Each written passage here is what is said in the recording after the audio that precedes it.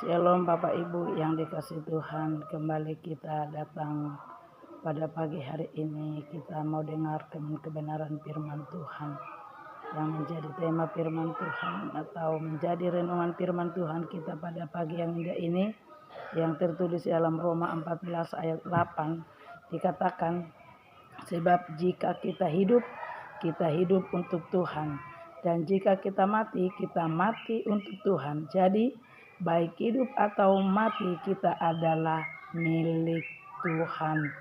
Yang menjadi tema firman Tuhan hari ini yaitu ucapan kita.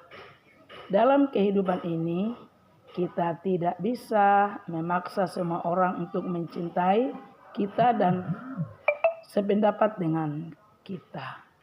Pastilah tak sedikit pengalaman pahit yang kita temui, bahkan yang bisa melukai dan menyakiti kita. Hidup kita tidak mungkin lepas dari semua itu, namun yang terpenting adalah bagaimana sikap kita menanggapi pengalaman tersebut.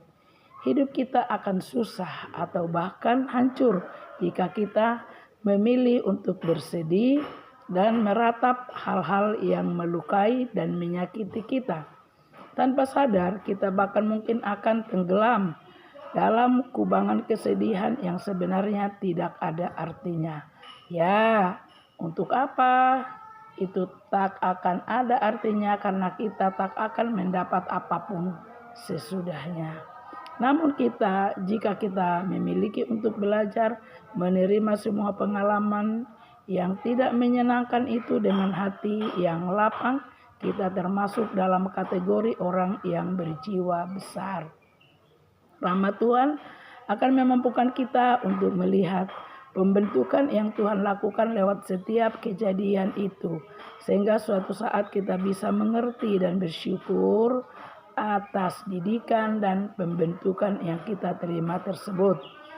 Jika kita mampu melakukan semua itu, niscaya kita juga akan menjadi satu pribadi yang tidak mudah menghakimi orang lain, karena kita menyadari bahwa semua orang masih dalam proses pembentukan Tuhan dan proses itu belum selesai.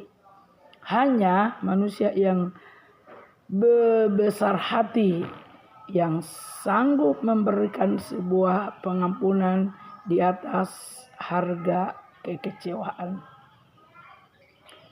Sedikit waktu mungkin tak sanggup melupakan rasa terluka karena tersakiti, namun belajar pada luka bahwa mereka yang dewasa tak akan larut dalam kecewa yang berujung pada rasa dendam.